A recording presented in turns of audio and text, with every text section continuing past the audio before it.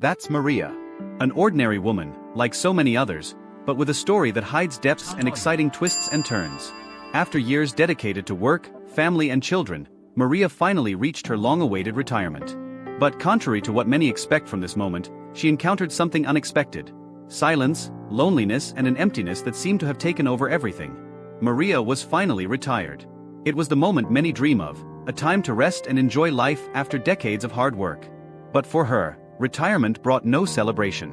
What had once been a house full of life and voices was now completely silent. The days seemed endless, and the feeling of loneliness, which she had never imagined she would feel, took over. The emptiness of the rooms echoed the memories of a life that now seemed distant, as if it had been lived by someone else.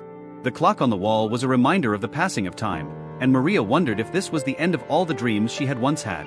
Each day was a repetition of the last. The routine was empty, a monotony that seemed to swallow up what little energy she had left. Sitting in the living room, she looked outside but saw nothing. Time seemed frozen, but not in a pleasant way. It was as if her life was paused, without purpose. The loneliness was almost tangible, filling every corner of the house. She felt lost, not understanding where to go, and one question kept repeating itself in her mind. Was this the end of everything she had once dreamed of? Maria dedicated her life to her family and her work, and over time she forgot about herself. Her own passions and interests were left behind, kept as memories of a distant youth. When she looked in the mirror, sometimes she hardly recognized the woman she saw reflected. The marks of time were there, but also the weariness of living for others. And while she lost herself in these reflections, a spark of hope made her wonder, was there still time to rediscover herself? It was then that Clara, her 12-year-old granddaughter, asked her to help with an art project at school. Initially reluctant, Maria accepted, thinking it might be a distraction. But when she saw Clara's excitement, something sparked. It was a distant memory of the joy she had felt when drawing many years ago. As Clara played with the paints and tried out new ideas, Maria was seized by an unexpected nostalgia. Perhaps, through Clara's eyes, she could rediscover a part of herself that she had left behind. With the canvas and paints in her hands, Maria made her first brushstroke in decades. The memory of the pleasure that art gave her came flooding back. Each touch of the brush was like going back in time, a reconnection with who she had been.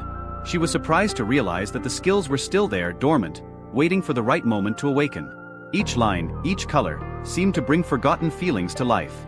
She realized that, little by little, art could be her escape valve, a way of expressing everything she had stored up over the years.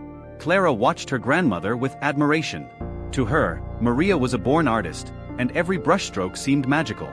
Maria felt a shy pride, almost unable to believe that she was being seen in such a special way. For the first time in a long time, someone was seeing her beyond her role as a mother or grandmother. Clara saw her as an artist, and that look encouraged Maria to dig deeper. Perhaps, if she continued, she could really discover something new, something that would give her a purpose. Inspired by Clara's enthusiasm and the emotion she felt while painting, Maria made a decision. With a mixture of hesitation and courage, she signed up for a painting course. When she arrived at the art school, she felt a mixture of nervousness and hope. The building seemed large and intimidating, but at the same time it represented a new beginning, a chance to transform her life. It was a bold step, but Maria knew she had to try. 100 likes for the sequel. Thanks for staying until the end of the video.